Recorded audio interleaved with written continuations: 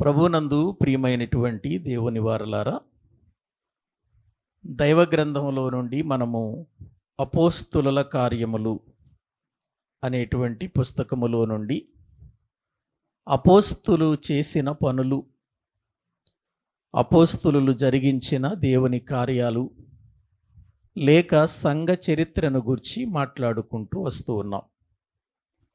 అపోస్తుల కార్యముల గ్రంథమంతా మనకు అపోస్తులు ఏ విధముగా దేవుని పనిలో ఉన్నారు, సంఘానికి ఎటువంటి శ్రమలు వచ్చాయి, సంఘము శ్రమలలో ఏం చేసింది, ఆ శ్రమలలో సంఘము ఎలా విస్తరించింది, ఇటువంటి సంగతులు దైవ గ్రంథములో నుండి మనము తెలుసుకుంటూ వస్తూ ఉన్నాం. ఆది కాలములో లేక ఆది సంఘంలో ఎటువంటి శ్రమలు, ఎటువంటి వ్యతిరేకతలు, ఎటువంటి మరణాలు, ఎటువంటి దాడులు జరిగాయో దేవుని వాక్యములో నుండి మనము చూస్తూ వచ్చాం. ఒక ప్రక్క పౌలు గారు, మరో ప్రక్క పేతురు గారు, మరో ప్రక్క మిగిలిన అపోస్తులు ఏ విధమైనటువంటి పనిని జరిగించి దేవునికి మహిమకరముగా వారి జీవితాలను కొనసాగిస్తున్నారో దేవుని మాటలలో నుండి మనము తెలుసుకుంటూ ఉన్నాం. 11వ అధ్యాయము ముగించుకొని 12వ అధ్యాయములోనికి మనం వచ్చాం. ఈ 12వ అధ్యాయము ప్రారంభమే ఒక భక్తుని చావు మనం చూస్తున్నాం, ఒక భక్తుని మరణం మనం చూస్తున్నాం, ఒక భక్తుడు చిరచ్ఛేదనము చేయబడటం మనం చూస్తున్నాం. ఆ వ్యక్తే యాకోబు అని మనం చూస్తున్నాం. ఆ యాకోబు కాలములో లేక యాకోబును చిరచ్ఛేదనము చేయించటానికి హేరోదు అనే అగ్రిప్ప అనేటువంటి వ్యక్తి దేవుని యొక్క పనికి ఎటువంటి ఆటంకాలు కలిగించాడో కూడా మనం చూస్తూ ఉన్నాం.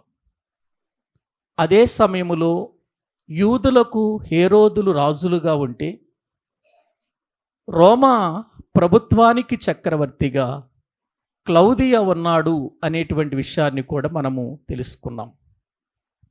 మరొకసారి మనము ఈ మాటలను మనము చదువుకుందాము రండి. అపోస్తుల కార్యముల గ్రంథము 12వ అధ్యాయము మొదటి 3 వచనాలు చదువుకుందాం.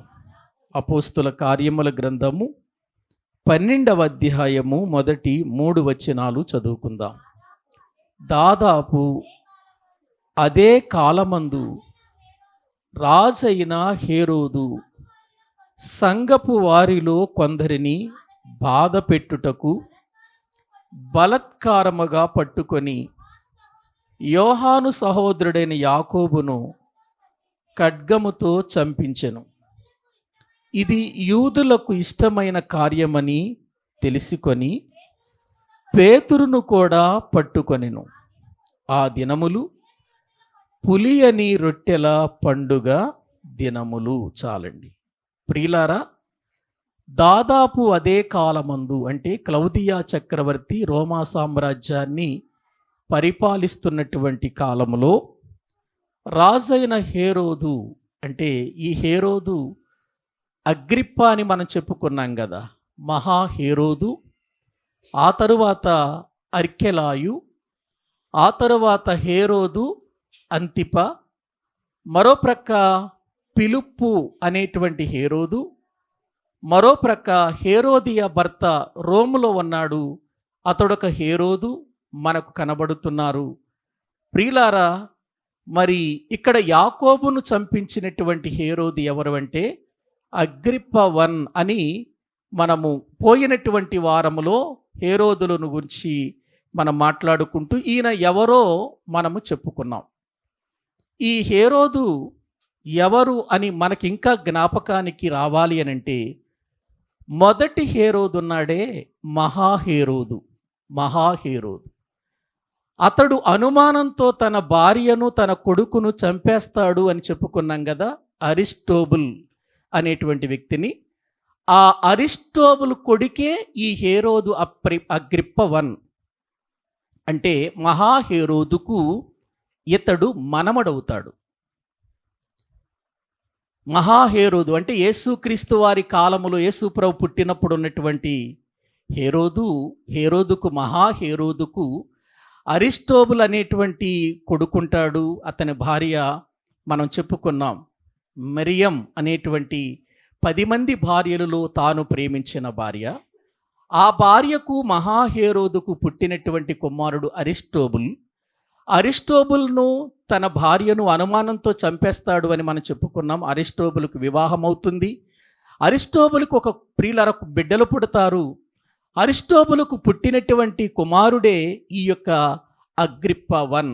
కాబట్టి మహాహేరోదుకి ఇతడేమవుతాడంటే మనవడవుతాడు అని మీరు మరోసారి తెలుసుకోండి. ఇతడు సంఘపు వారిలో కొందరిని బాధ పెట్టుటకు అనే మాట చూడండి.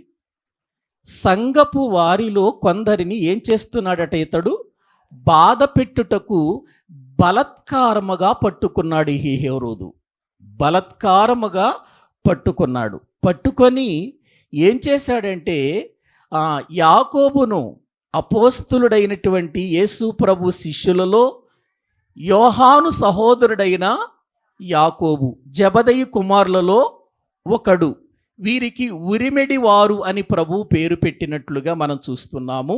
ఆ యాకోబును ఖడ్గముతో చంపించెను అనే మాట మనం చూస్తున్నాం. చంపించాడు.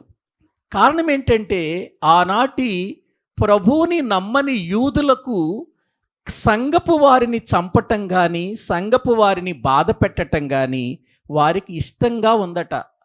కాబట్టి ఇప్పుడు నేను యూదులందరి చేత మంచి పేరు సంపాదించాలంటే వాళ్ళకి ఇష్టమైన కార్యం నేను చెయ్యాలి అని అనుకున్నాడు ఈ అగ్రిప్ప హేరోదు. వారికి ఇష్టమైన కార్యం చేస్తే వాళ్ళు ఇంకా ఆనందపడిపోతారు, నాకు ఒక మంచి పేరు మిగిలిపోద్ది అని అనుకొని సంఘపు వారిలో యాకోబును చిరఛేదనం చేశాడు. ఆ తర్వాత సీనియర్ మోస్ట్ యేసు ప్రభు శిష్యుడు పేతురు గారిని పట్టుకుంటే ఇంకా ఆనందపడిపోతారు, ఇంకా యూదులు నన్ను మెచ్చుకుంటారు, ఇంకా నన్ను గొప్పగా చూస్తారు అనే ఉద్దేశంతో పేతురు గారిని పట్టుకున్నాడు.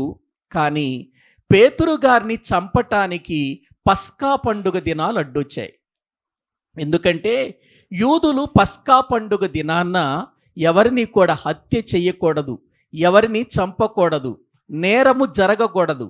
అది పులియని రొట్టెల పండుగ గనుక అందరూ కూడా పులియని రొట్టెల పండుగలో ఆనందపడుతూ ఆ పస్కాను భుజిస్తూ ఆ పస్కాలో సంతోషపడుతూ ఉంటారు ఆ దినాలు. కాబట్టి ఆ దినాలలో మరి చంపకూడదు కనుక ఇప్పుడు పేతురు గారిని తీసుకొని ఏం చేశాడంటే ఒక చెరసాలలో బంధించి అతనికి కాపలా ఉండటానికి 16 మందిని ఏర్పాటు చేశాడు. 4 చతుష్టయములు అని ఉంటుంది చూడండి. అక్కడ బైబిల్లో మనము చూస్తే ప్రియులారా 4వ వచనం, అతనిని పట్టుకొని చెరసాలలో వేయించి పస్కా పండుగైన పిమ్మట ప్రజల యొద్దకు అతని తేవలెనని ఉద్దేశించి అతనికి కావలియుండుటకు 4 చతుష్టయముల సైనికులకు అతనిని అప్పగించాను. 16 మంది సైనికులుండే వారికి ఎవరిని అప్పగించాడు? పేతురు గారిని అప్పగించాడు. చతుష్టయము అంటే 4.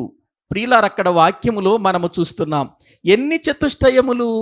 4 చతుష్టయములు అంటే 4 4లు 16. 16 మంది సైనికులు ఉండే ఒక టీముని ఏర్పాటు చేశారు. ఎవరిని కాపలా కాయటానికి? పేతురు గారిని. అంత అవసరమా?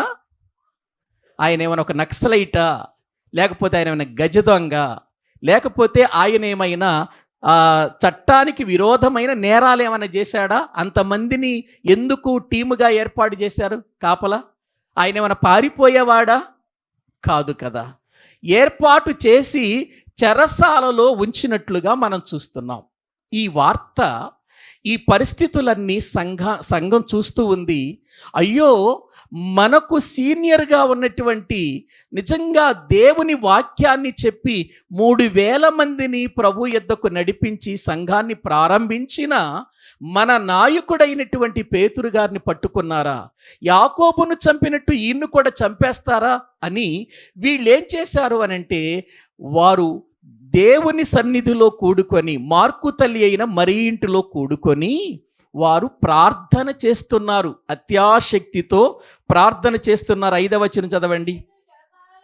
పేతురు చెరసాలలో ఉంచబడెను, సంఘమైతే అతని కొరకు అత్యాశక్తితో దేవునికి ఏం చేస్తున్నారు చెప్పండి?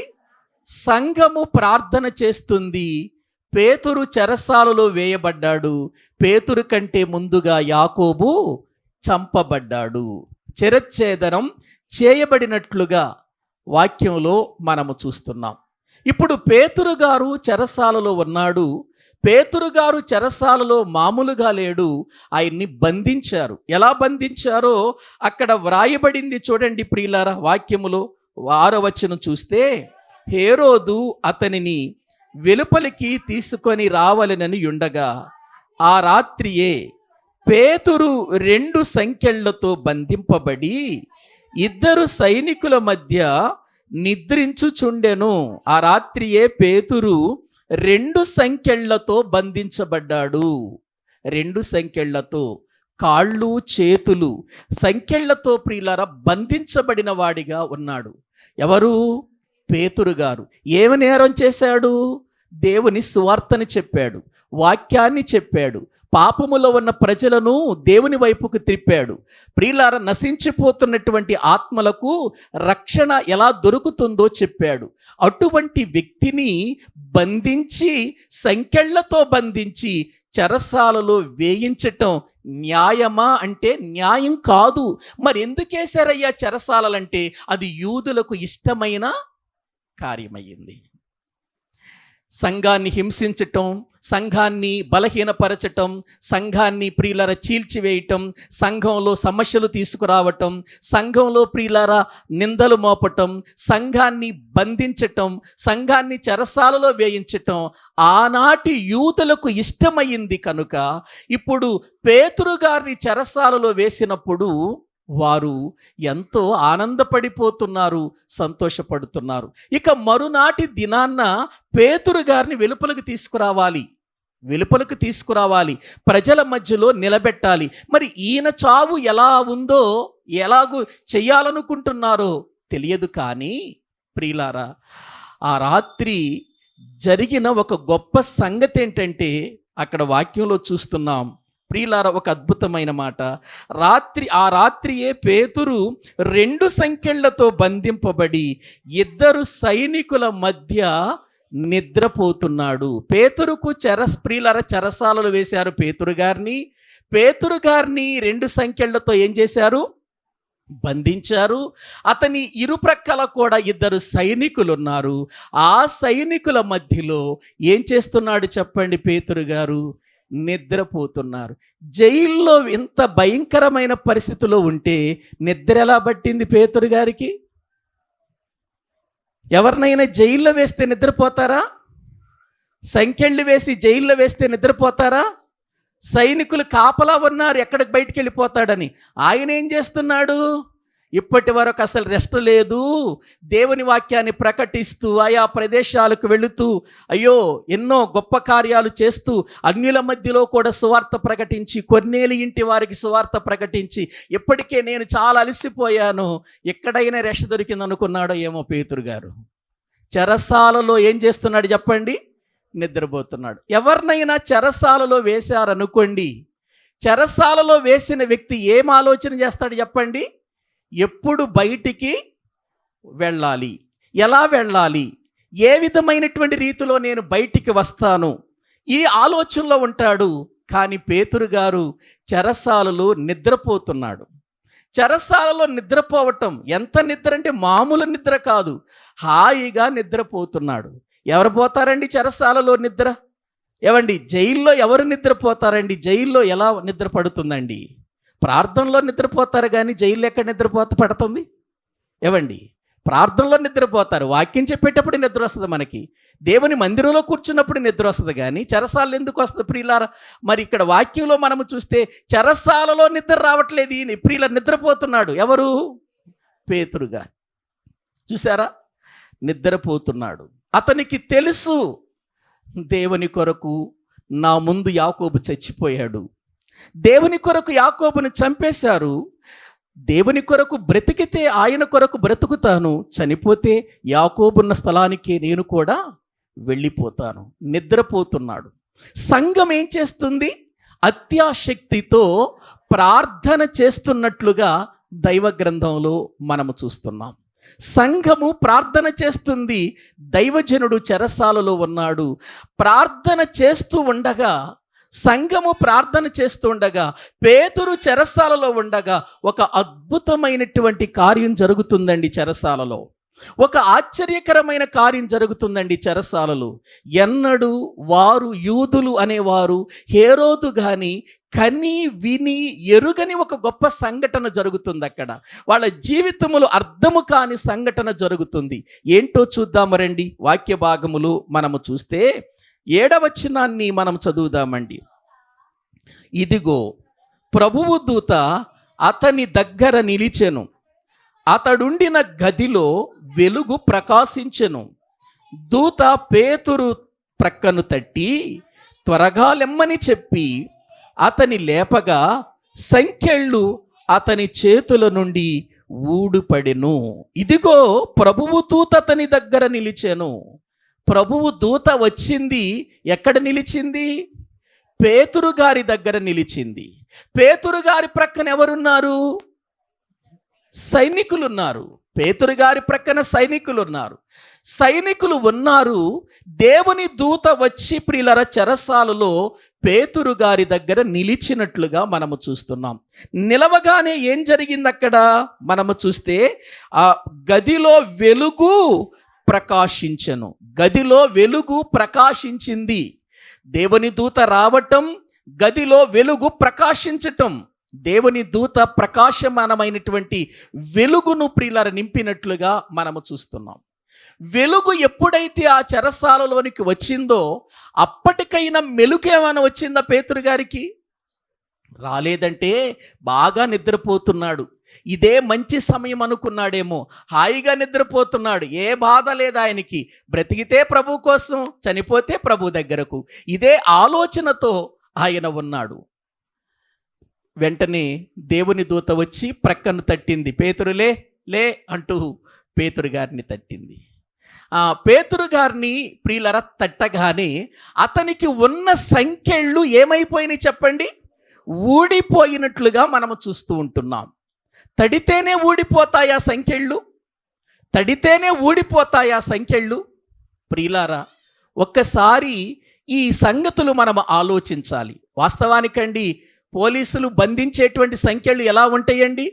జైల్లో వేసే సంఖ్యలు ఎలా ఉంటాయండి? అవేమైనా చిన్న చిన్న త్రాళ్ళ, చిన్నటువంటి నార తడపలావి కాదండి. అవి ఇనుప సంఖ్యలు కదండి, ఇనుప సంఖ్యలు. ఆ ఇనుప సంఖ్యలు వాటంతటికి అవి ఎలా ఊడిపోయాయి? ఎందుకు ఊడిపోయాయి? ప్రియులారా, అక్కడ జరుగుతున్న దేవుని కార్యము చూడండి. సంఖ్యలు ఊడిపోయాయి. ఊడిపోగానే ఏం జరిగింది? పేతురుని త్వరగా లేపేసి, ప్రియులారా, అప్పుడు ఆ దూత, నీవు నడుము కట్టుకొని చెప్పులు తొడుక్కో. నీవు నడుము కట్టుకొని చెప్పులు తొడుక్కోవాలి. ఇప్పుడు నడుము కట్టుకొని చెప్పులు తొడుక్కోవాలి అని అంటే, ఇప్పుడు పేతురు గారు చావుకు అప్పగించబడటం లేదు. దేవుని చేత దేవుడు ప్రియులారా తప్పించటానికి ఇష్టపడుతున్నాడు. తన దూతను పంపించి తప్పిస్తున్నాడు ఆయన. ఎందుకని? ప్రియులారా, యాకోబును చంపుతుంటే మౌనంగా ఉన్న దేవుడు పేతురు గారిని చంపటానికి సిద్ధపడుతుంటే ఎందుకు ఆయన ప్రియులారా ఇష్టపడలేదు? గ్రహించండి. కొన్నిసార్లు దేవుడు ప్రియులారా భక్తుల చావుకు సమ్మతిస్తాడు.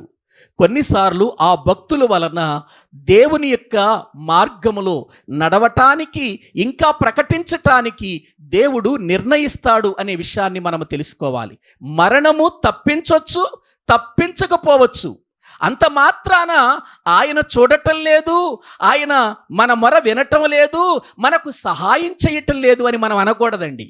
ఎందుకంటే దేవుడు ఒక వ్యక్తి జీవితాన్ని ఎలా నిర్ణయిస్తాడో ఆ నిర్ణయ ప్రకారమే జరుగుతుంది. ఆ నిర్ణయ ప్రకారమే జరుగుతుంది. ఈ వ్యక్తి నా కొరకు హతసాక్షి కావాలి అని దేవుడు నిర్ణయించాడు అనుకోండి, ఆ వ్యక్తి హతసాక్షి అవుతాడు.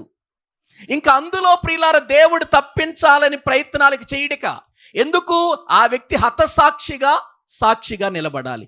ఇతడు బ్రతికిన సాక్షిగా ఉండాలి. హతసాక్షి సాక్ష్యం చెబుతున్నాడు, బ్రతికిన వాడు కూడా ఏం చెబుతాడు చెప్పండి? సాక్ష్యం చెబుతున్నాడు. ఈ ప్రియులార పోయినటువంటి దినాలలో ప్రవీణ్ పగడాలన్న గారిని ప్రియులారా, మరి ఆయన మరణం ఎంత సంచలనం సృష్టించిందో మనందరికీ తెలుసు ప్రియులారా. ఆయన ఒకవేళ హతసాక్షి అయితే, ఆయన ఒకవేళ ఎవరైనా చంపితే ఆయన హతసాక్షి కావాలని దేవుడు ముందుగానే ఏం చేశాడు? నిర్ణయించాడు. ఇక ఆ నిర్ణయాన్ని తప్పించటం ఎవరి వల్ల కాదు. ప్రియులారా, కొన్నిసార్లు సేవకులను దేవుడు తన పిల్లలను తప్పిస్తాడు. తప్పించిన సాక్షే, మరణించిన సాక్షే. ఇతడు సజీవ సాక్షి, అతడు హతసాక్షి. అతడు హతసాక్షి, హతమైపోయాడు కానీ సాక్ష్యం చెబుతున్నాడు. ఇతడు జీవించి సాక్ష్యం చెబుతున్నాడు.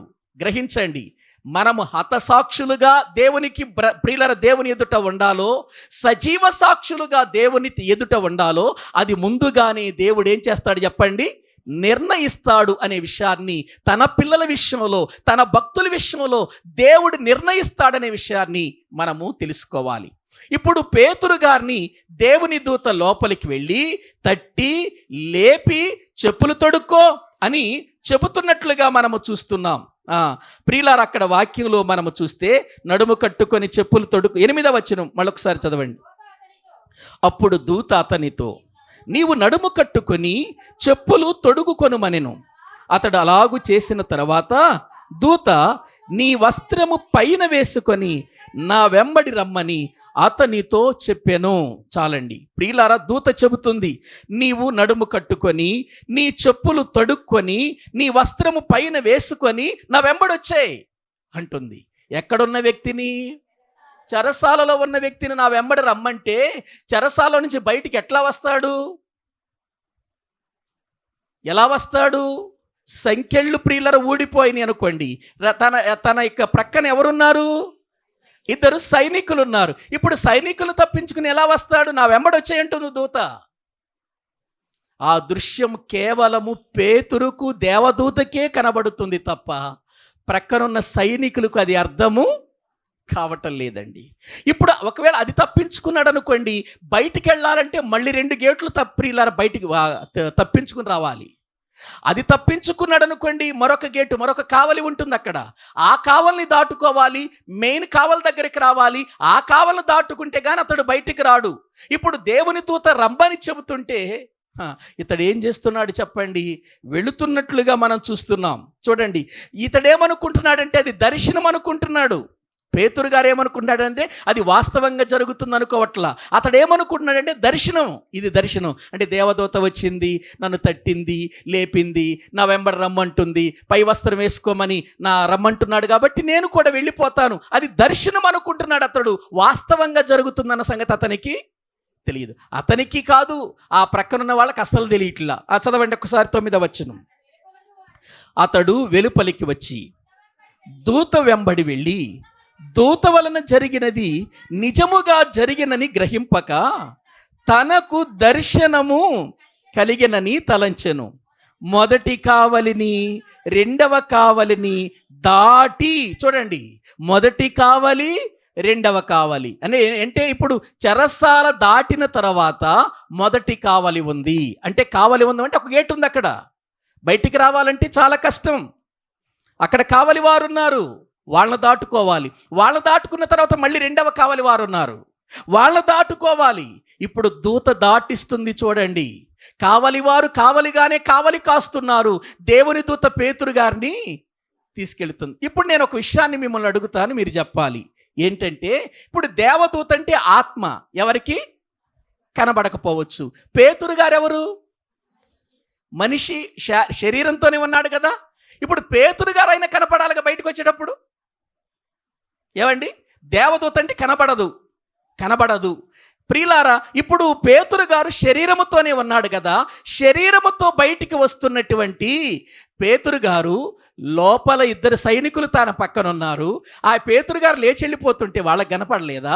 మొదటి కావలి వారి దగ్గరకు వచ్చాడు, అక్కడ వెళ్ళిపోతుంటే అక్కడ కనపడలేదా? మరొక 3వ గేటు దగ్గరకు వచ్చాడు, అక్కడి కావలి వారు ఉన్నారు, అక్కడి వారికి కనపడలేదా? పేతురు గారు అయినా కనపడాలి కదా, దేవదూత కనపడకపోవచ్చు.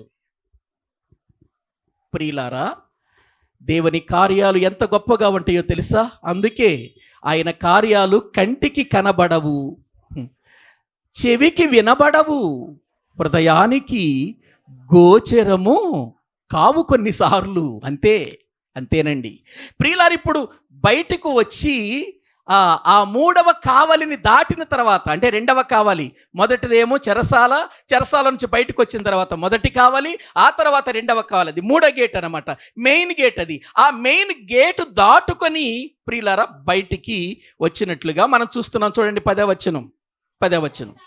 మొదటి కావలిని 2వ కావలిని దాటి పట్టణమునకు పోవు ఇనుప గవిని యుద్ధకు వచ్చినప్పుడు దానంతట అదే. ఏమండి, ఇనుప గేట్, అది మామూలు గేటు కాదు. ఏమండి, ఎప్పుడైనా చూసారా మీరు జైలుకి వెళ్ళినప్పుడు జైలు గేట్లు ఎట్లా ఉంటాయండి? మన ఇంటికి పెట్టుకునే గేటులాగా ఉంటాయా? ఎంత గట్టిగా ఉంటాయో తెలుసా? 2-3 పట్టుకుని లాగాలి, అప్పుడు కానీ బయటకు ప్రియులారా అది తెరుచుకోదు. ఎప్పుడైతే పేతురు గారు ఆ 2వ మెయిన్ గేట్ దగ్గరకు వచ్చాడో దానంతట అదే తెరుచుకుందట. ఏవండి, ఎవరో తెరవాలి దాన్ని, అక్కడ ఉన్నటువంటి సెక్యూరిటీ తెరవాలి, అక్కడ ఉన్నటువంటి ప్రియులారా వాళ్ళు తెరవాలి, కావలి వారు తెరవాలి దాన్ని. కావలి వారు అక్కడే ఉన్నారు, కావలి కాస్తూనే ఉన్నారు, గేట్లు తనంతటికి అవే తెరుచుకుంటున్నాయి. ఏం అద్భుతం అండి! దేవుని కార్యాలు ఎంత ఉన్నతంగా ఉంటాయండి, దేవుని కార్యాలు ఎంత చక్కగా ఉంటాయండి. ఆలోచించండి. దానంతట అదే తెరుచుకొనెను. వారు బయలుదేరి ఒక వీధి దాటిన వెంటనే అతన్ని విడిచిపోయింది, దేవదూత విడిచిపోయింది. అంటే ఇప్పుడు దేవదూత ఎందుకు లోపలికి వచ్చాడంటే పేతురు గారిని బయటకు తీసుకురావటానికి. పేతురు గారి దగ్గరకు దేవదూత రాకపోతే రాలేడు. వస్తాడా?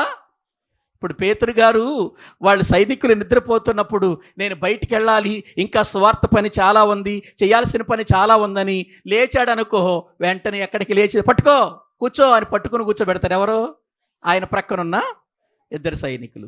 వాళ్ళు ఒకవేళ నిద్రపోతున్నప్పుడు మెల్లగా తప్పించుకుని గేటు దగ్గరకు వచ్చాడు అనుకో, గేటు తెరవాలంటే సైనికులే తెరవాలి.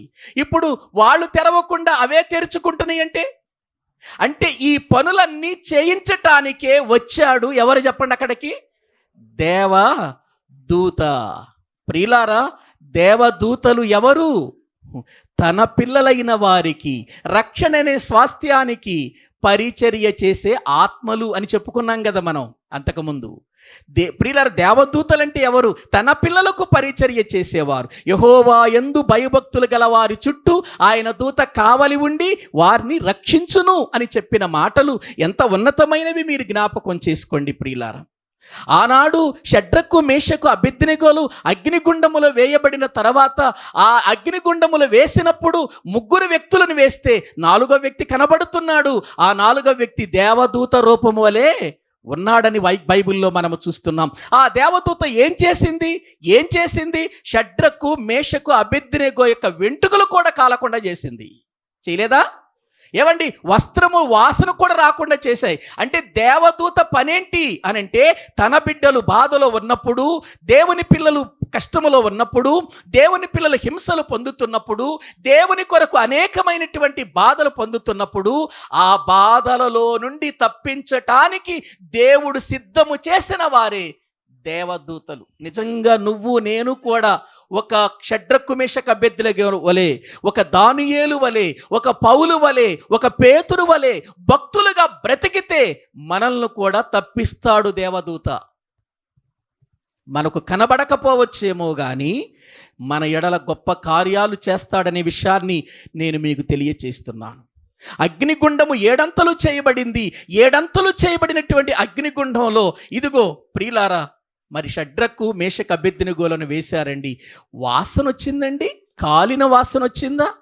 వెంట్రుకలు వాసన ప్రియులారా వచ్చిందండి? వెంట్రుకలు కాలిపోయాయా? లేదు కదండి.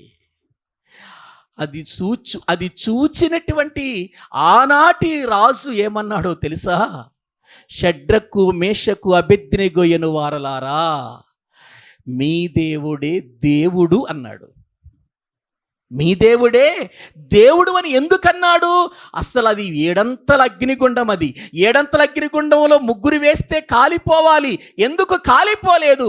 4వ వ్యక్తిని పంపించాడు దేవుడు, తన దూతను.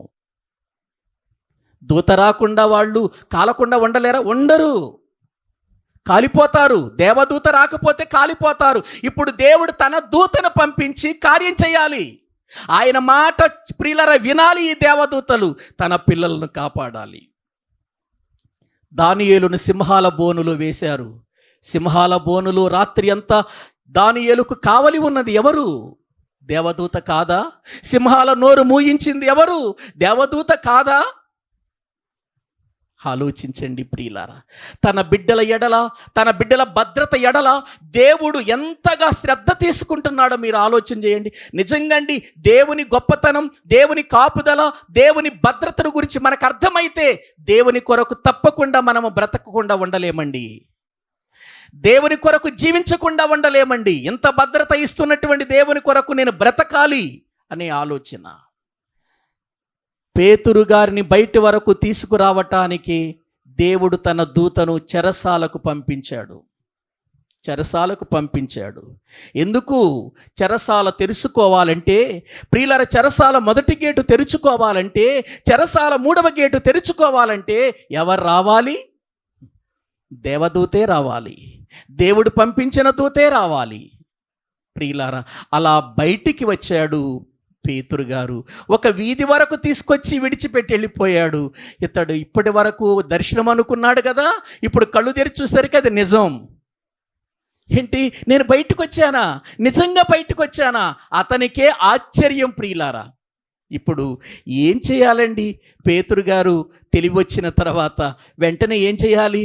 పరిగెత్తుకుంటూ వెళ్ళిపోయి తన భార్య దగ్గరికి వెళ్ళిపోయి, దేవుడు నన్ను విడిపించాడు, దేవుడు నన్ను తప్పించాడు, దేవుడు నన్ను ఇలా బయటికి తీసుకొచ్చాడు తన దూతను పంపి అని తన ఇంటి వారి దగ్గరికి వెళ్ళి చెప్పాలి. చెరసాల్లో నుంచి బయటికి రాగానే ముందు ఎవరింటికి వెళ్తాం? మనం మన ఇంటికే వస్తాం. వేరే వాళ్ళ ఇంటికి వెళ్తాం ఏంటి చెప్పటానికి? వెళ్ళం కదా. చెరసాలలో నుండి బయటికి వస్తే ముందు మన ఇంటికి వెళ్ళాలి. కానీ పేతురు గారు తన ఇంటికి వెళ్ళలేదు, సంఘము దగ్గరికి వెళుతున్నాడు. చూడండి ప్రియులారా, సంఘం ఏం చేస్తుంది? మార్కు తల్లి అయిన మరియ ఇంటిలో కూడుకొని ప్రార్థన చేస్తున్నట్లుగా మనము చూస్తున్నాం. అంటే ఇప్పుడు నేనేమనుకుంటున్నానంటే, పేతురు గారికి ఏమర్థమై ఉంటుంది?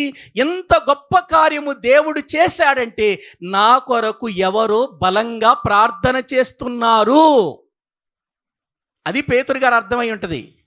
అతడు తెలివి రాగానే, బయటకు వచ్చిన తర్వాత అతడు జ్ఞాపకములోనికి రాగానే పరిగెత్తుకుంటూ ఇంటికి వెళ్ళి రెస్ట్ తీసుకోలేదు. నా బాధలు తొలగించాడని తన భార్యకు పిల్లలకు చెప్పుకోలేదు. కానీ అతడు ఎక్కడికి వెళ్ళాడు అనంటే, ఇదిగో ఇంత గొప్ప కార్యం జరుగుతుందంటే సంఘము ప్రార్థన చేస్తుంది. సంఘము ఎక్కడ ప్రార్థన చేస్తుందంటే, యెరూషలేములో అనేకులు కూడుకోవాలంటే మార్కు తల్లి మరియ అది సరైనటువంటిది. ఎందుకంటే అది వాళ్ళు ధనవంతులు కాబట్టి, వాళ్ళు ఉన్నతమైన స్థితిలో ఉన్నవారు కాబట్టి, వాళ్ళ ఇల్లు ఒక మంచి పెద్ద హాలుగా ఉంటుంది కాబట్టి, అనేకులు కూడుకొని ప్రార్థన చేయడానికి అనువుగా ఉంటుంది కాబట్టి, సంఘము ఎప్పుడు కూడా అక్కడే కూడుకుంటారు కాబట్టి ఇప్పుడు అక్కడే సంఘం ఉండుంటది అని పేతురు గారు బయలుదేరి వెళ్ళాడు. ఎక్కడికి? సంఘము దగ్గరికి వెళ్ళాడు. ప్రియులారా, సంఘము చేసే ప్రార్థన అంటే పేతురు గారికి తాను విడుదల పొందటానికి కారణం ఎక్కడో బలమైన ప్రార్థన జరుగుతుంది. ప్రియులారా, అదే చెబుతున్నాను.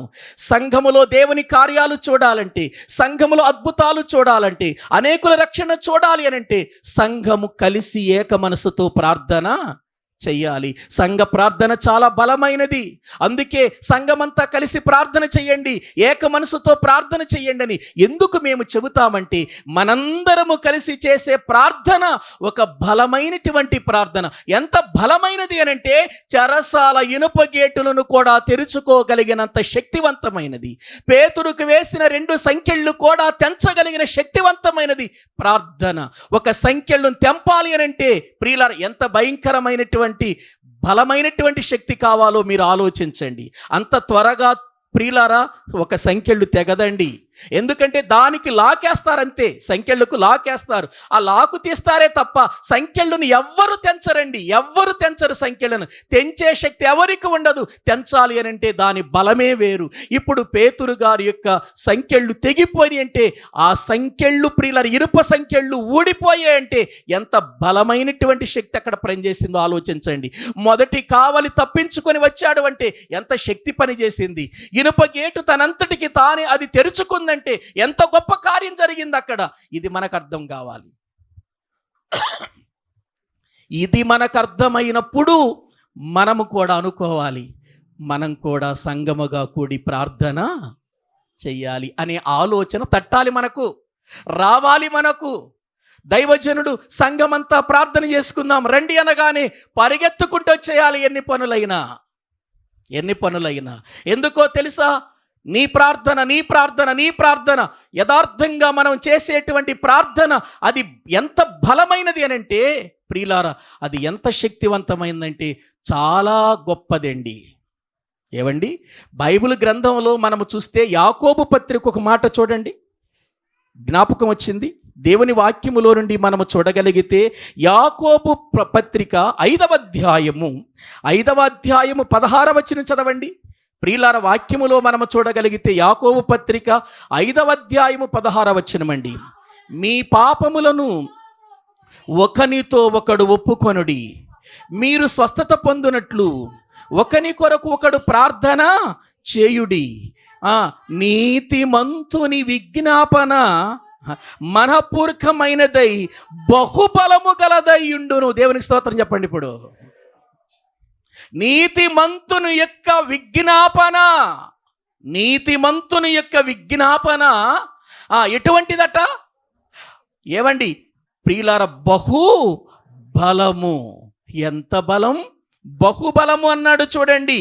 బహుబలము కలదై ఉండును అని అన్నాడు. ప్రియులారా, మన ప్రార్థనలో బలం ఉందా? మన ప్రార్థనలో బలము లేకుండా ఉంది అని అంటే అర్థం ఏంటో తెలుసా? మనలో ఎక్కడో లోపాలు దాచుకున్నామని అర్థం.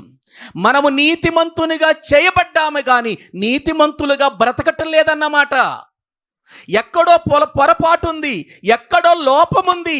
అందుకే మన ప్రార్థన బలహీనమైపోతుంది. కానీ మన ప్రార్థనలో ఏముండటం లేదు చెప్పండి. అక్కడ ఎవరిని చూపిస్తున్నాడు యాకోబు గారు? ఏలియా గారిని చూపిస్తున్నాడు. ఏలియా మన వంటి స్వభావము గల మనుష్యుడే అని అన్నాడు చూడండి. ఏలియా మనలాంటి వాడే, మనలాంటి శరీరమే, మనలాంటి ప్రాణమే, మనలాంటి ఆత్మే. ఏలియాలో ప్రియులార, ఏలియా మనలాంటి మనిషిగానే బ్రతుకుతున్నాడు.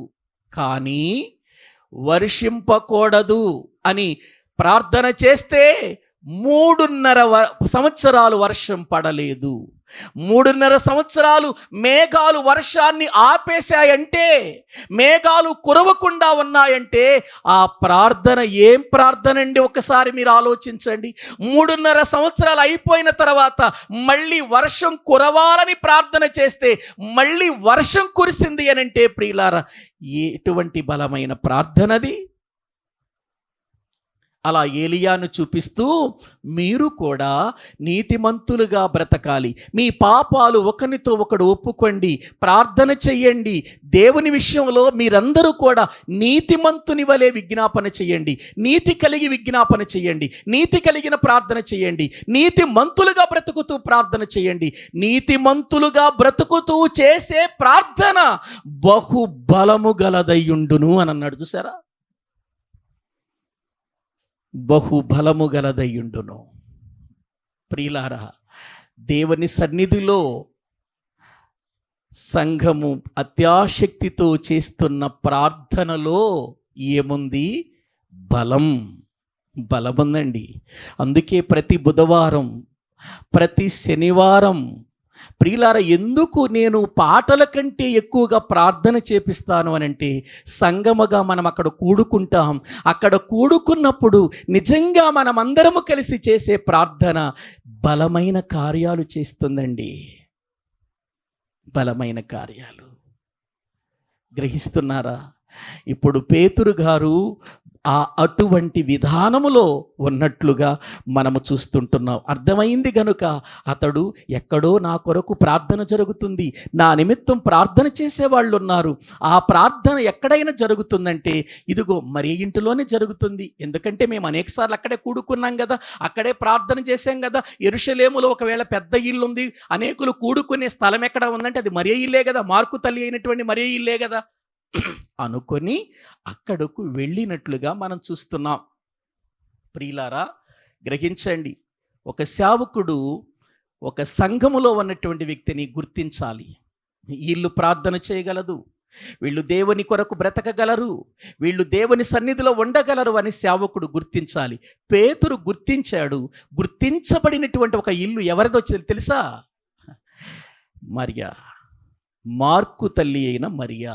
జాన్ మార్క్ అంటారు ఆయన్ని, యోహాను ఆయనకి మరొక పేరుంది, మార్క్ అనే యోహాన్ అనే పేరు కూడా ఉంది. ప్రియులారా, గ్రహించండి. ఆ ఇంటిని గుర్తుపెట్టుకున్నాడు అనంటే ఆ ఇల్లు ఎటువంటిదైతే దైవజనుడు గుర్తుపెట్టుకుంటాడు. మీ దైవజనుడు మిమ్ములను గుర్చి, ఏవండి పలానా ఇల్లు ప్రార్థనతో ఉంటుందండి, పలానా ఇల్లు దేవుని వాక్యానుసారంగా ఉంటుందండి, పలానా ఇల్లు భక్తితో ఉంటుందండి, పలానా ఇల్లు ఆధ్యాత్మికంగా ఉంటుందండి అని చెప్పగలడా? ఆలోచించండి. పేతురు గారు తన ఇంటి కంటే ఎక్కువగా ప్రేమించిన ఇల్లు ఏంటో తెలుసా? సంఘం. దైవజనులు తమ ఇంటి కంటే కూడా ఎక్కువగా ప్రేమించవలసింది ఏంటో తెలుసా? సంఘాన్నే. అవును ప్రియులారా, చాలాసార్లు మా బంధువులు కలిసినప్పుడు నాతో అంటారు, మీరు మా పెళ్ళిళ్ళకి రారు, మేము చెప్పిన కార్యాలకు రారు అని మాట్లాడుతూ ఉంటారు. అప్పుడు నేనేమంటానంటే, మీరు నిజంగా రక్షణ పొందితే, మీరు నిజంగా దేవుని యందు విశ్వాసము కలిగి ఉంటే నిజంగా నాకు బంధువులే, కానీ నా స్వజనులు ఉన్నారు, నా బంధువులు ఉన్నారు. అసలైన బంధువులు ఎవరో తెలుసా నాకు? నా సంఘమే అని చెబుతాను నేను.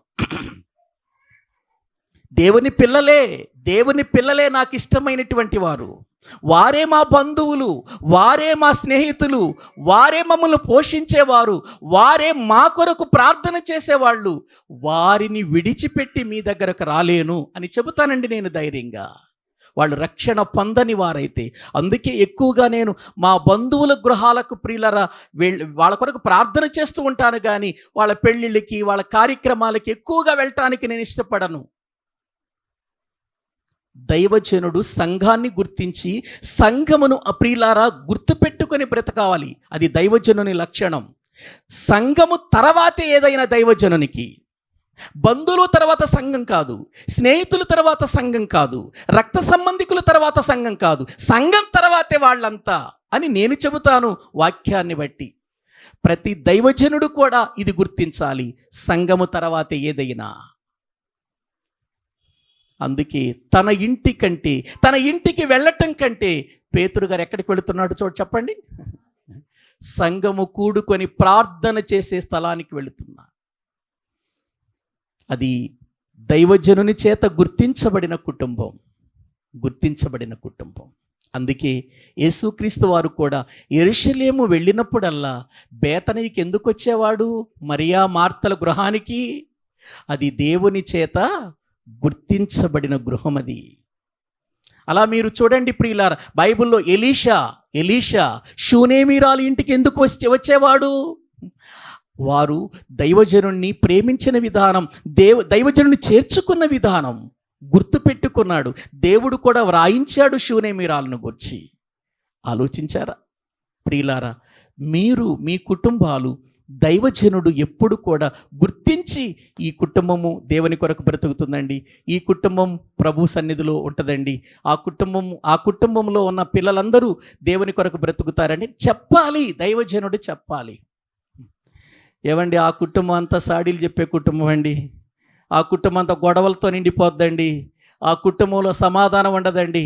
ఆ కుటుంబంలో ఎప్పుడు చూసినా భయంకరమైన పరిస్థితులేనండి అని చెప్పకూడదు దైవజనుడు ఒక కుటుంబాన్ని గురించి చెప్పేటప్పుడు.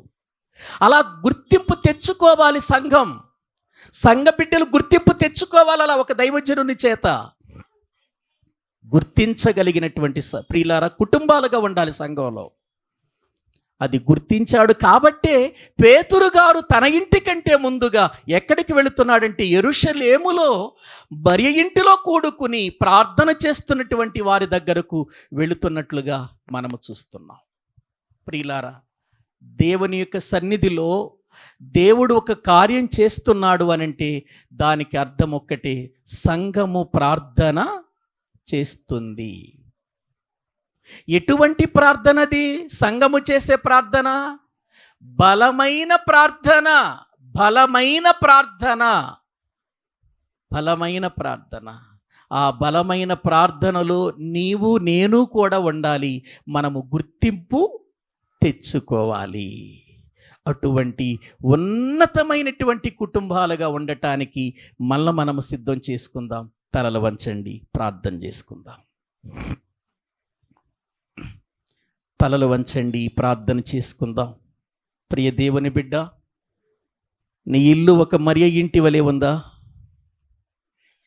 నీ ఇల్లు మార్కు తల్లి అయిన మరియ ఇంటిలో అనేకులు కూడుకొని ప్రార్థించే స్థలమేనా?